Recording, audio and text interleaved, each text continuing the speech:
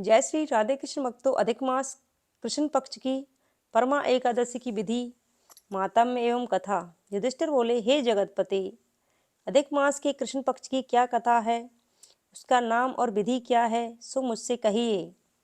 श्री कृष्ण बोले, हे युधिष्ठिर, मनुष्यों को सुख और मोक्ष देने वाली पवित्र और पापनाशिनी एकादशी का नाम परमा है।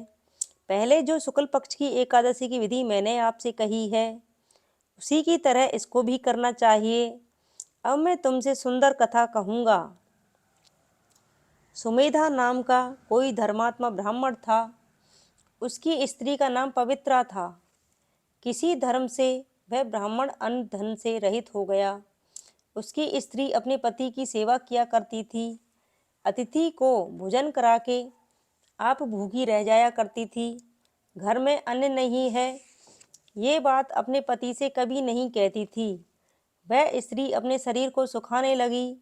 यह देखकर ब्राह्मण स्त्री से बोला, हे कांते, मुझे धन नहीं मिलता, मैं क्या करूं, कहाँ जाऊं, सो मुझे बतलाओ। मुझे धन की प्राप्ति के लिए परदेश जाने की आज्ञा दो। वहां जाकर मेरे भाग्य में होगा सो मिलेगा। पति का वचन सुनकर वह चतुर स्त्री आंखों में आंसू भर के हाथ जोड़ सिर झुकाकर बोली कि हित चाहने वाले मनुष्य आपत्ति पड़ने पर भी यही कहते हैं कि पृथ्वी पर जहाँ कहीं कुछ मिलता है वह पूर्व जन्म का दिया ही मिलता है। पूर्व जन्म में जो विद्या, धन और पृथ्वी दान की है वह इस जन्म में मिलती है। बिना दिए कहीं भी कुछ नहीं मिलता। तब ब्राह्मण परदेश नहीं गया। एक बार उसके यहाँ मुनि आए।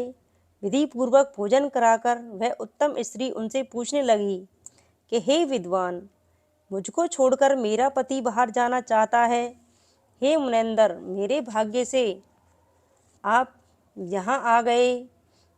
आपकी कृपा से निश्चय मेरा दरिद्र शीघ्र ही नष्ट हो जाएगा। हे कृपा सिंधु, मेरा दरिद्र दूर होने के लिए यह व्रत, तीर्थ, तप आदि कहिए।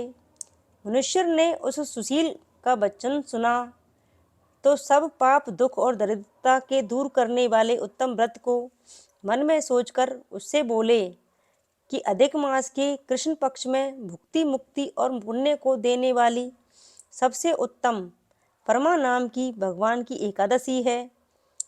उसका व्रत करने से मनुष्य धन धान्य से युक्त होता है। इसमें विधि पूर्वक नृत्य, गीत और जागरण करना चाहिए। इस सुंदर व्रत को पहले कुबेर ने किया था। तब शिवजी ने प्रसन्न होकर उसको कोषाध्यक्ष बना दिया। राजा हरिश्चंद्र ने इस व्रत को किया था। इससे स्त्री और निष्कंटक राज्य मिल गया। इसलिए हे शुभे, अपने पति के साथ इस व्रत को कर। इसके करने से धन धान्य से युक्त होकर स्वर्ग लोक को चली जाएगी। ऋषि के इस तरह कहने पर अधिक मास में पति के साथ स्नान करके ऋषि की कही हुई विधि के अनुसार इस व्रत को किया।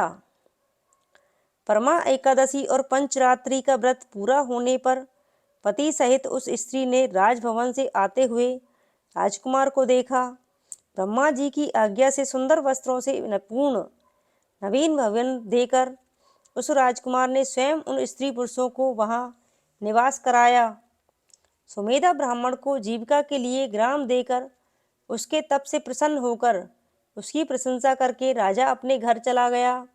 अधिक मास के कृष्ण पक्ष की परमा एकादशी का व्रत करने से, आदर पूर्वक पंचरात्रि का व्रत करने से सब पापों से छूटकर सब सुख और आनंद भोग कर अंत में स्त्री को संग लेकर वह ब्राह्मण विष्णु लोक को चला गया। जैसे मनुष्यों में ब्राह्मण, चौपायों में गौ और देवताओं में इंद्र श्रेष्ठ है, इसी तरह सब महीनों में मलमास और इसकी दोनों एकादशियां उत्तम हैं।